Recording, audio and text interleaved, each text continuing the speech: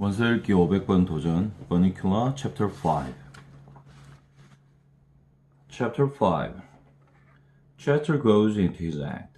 The next morning, I was awakened by a scream. Robert! Robert! Come down here right away. There's something wrong in the kitchen. For a moment, panic seized me. I thought she'd run out of dog food. But then I remembered the events of the previous evening. Mr. Murner came bounding down the stairs. Chester! Chester! I cried. Did you see Mr. Murner? His face has turned white. It's Bunnicula, isn't it? No, he said calmly. It's a shaving cream, you idiot. By now, the excitement in the kitchen was at full throttle. The table was covered with Bunnicula's handiwork. There were white beans, and white peas, and white squash, and white tomatoes, and white lettuce, and white zucchini. What can it mean, Robert? Mrs. Murner was saying. I'm getting worried. One tomato is curiosity, but this is unheard of. There must be something wrong with our refrigerator. That's it. It's turning all the vegetables white. But look, she said. I left these tomatoes on the windowsill, and they are white too. And the squash I left in the bowl on the table. At that moment, Pete and Toby came into the kitchen.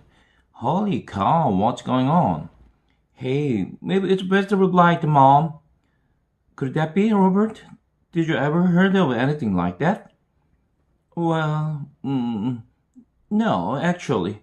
That is, I've heard of a blight, but nothing like this. Chester leaned my way. This will take forever if we leave it up to them. Sometimes human beings can be so slow. I started to answer him, but he was heading for the table. What about that friend of yours in the agricultural department? Oh, Tom Cragen? Could we call him and ask him if we were doing something wrong? It's DDT, Mom, Peter interjected. I know about this stuff. It's because you buy vegetables that aren't organic. All vegetables are organic, Peter, Mrs. Murner replied. That's not what my teacher says. See, Toby, I told you this would happen. They're using chemicals on our food, and if you're not careful, you will turn white too. Like that? Robert, couldn't you take that shaving cream off your face? Oh, yes, of course. Where's my towel? I know I brought it down with me. But that moment, where was Chester? I'd seen him going toward the table, but I'd lost track of him listening to all the talk about DDT. I just hoped that they didn't use any of that stuff where they grew chocolate cupcakes. Pete, did you take my towel? Why would I take your towel, Dad? I didn't shave.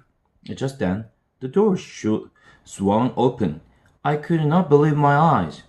There was Chester, with Mr. Murner's towel draped across his back and tied under his neck like a cape. That was strange enough, but on his face was an expression that sent chills down my spine. His eyes were wide and staring. The corners of his mouth were pulled back in an evil grimace. His teeth were bared and gleaming in the morning light. He crackled menacingly and threw back his head as if he were laughing at all of us. I thought he had completely lost his mind. That's my towel. What's the matter, Chester? Were you cold? Mr. Murner bent down to take the towel from Chester. Before he could lay his hands on it, Chester flipped over onto his back, closed his eyes, and pulled his paws over his chest. It was a hideous sight. He opened his eyes wide, with the paws outstretched. He slowly lifted his head. His eyes glazed and beckoned. Soon the upper half of his body followed, all in one smooth flow, until he was a sitting position. Hey, Dad, did you leave your brandy glass our brandy out last night? Chester is acting a little weird. Well, son, cats are funny creatures. I glanced at Chester. He wasn't laughing. Psst, Chester, what are you up to? I'm a vampire, you idiot. You dort. Can't you tell? I'm trying to warn them. Well, it's not working. You'd better think of something else, Chester frowned, apparently deep in thought. So you see, Toby, Mr. Murner was explaining. All cats are as individual as all people. Maybe he just wants to get our attention. Isn't that right, kitty cat? Ordinarily, Chester would have left the room upon being called kitty cat, but he was lost in thought. Come on, Chester, give me back my towel. Mr. Murner moved toward Chester. Chester's eyes lit up. He looked at me and smiled. I sensed I was not going to like that. What he had in mind. I was toying with the notion of slinking under the table when Chester fixed me with his eyes. How deep they were, like black pools. I felt myself floating, lost in them. My will no longer my own. I felt an inexplicable urge to murmur, "Yes, master," when he walked slowly, steadily toward me. As he drew nearer, I found myself unable to move. He stopped before me, never taking his gaze from me, and laughed and lunged. "You!" Mom, Chester bit Harold on the neck. Oh, that wasn't a real bite, was it, Chester? That was a love bite. Isn't that cute? Love bite? My foot? That hurt. Chester, what's the matter with you? I sputtered. Do I look like a tomato? Oh, it doesn't matter anyway, Harold. They don't understand.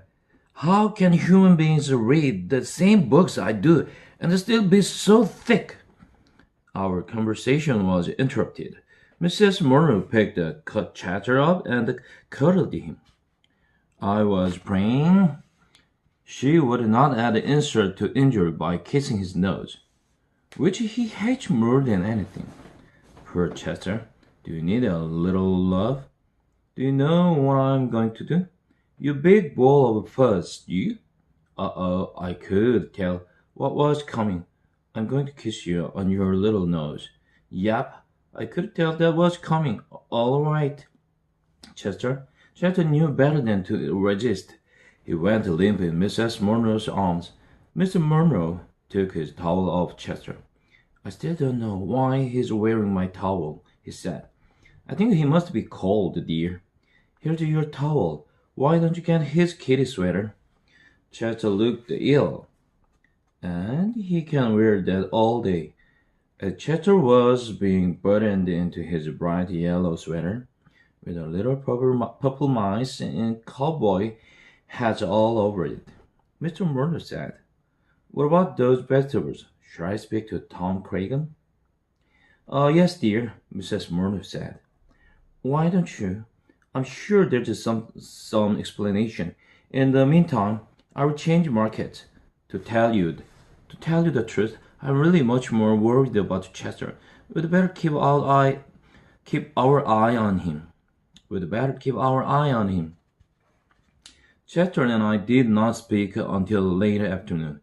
I was busy nursing my neck, and Chester was busy hiding under the sofa, too embarrassed to be seen. When we did speak at last, it was a brief exchange. Hey, Chester, I called when he finally crawled out from under. We don't have to worry about any vampire bunnies anymore. All you have to do is just stand outside his cage in that sweater, and he will laugh himself to death. Chester was not amused. That's right. Make fun, all of you. No one understands. I tried to warn them, and they wouldn't heed. Now, I'm going to take matters into my own hands. Whereupon Chester and his 16 purple mice went into the kitchen for dinner.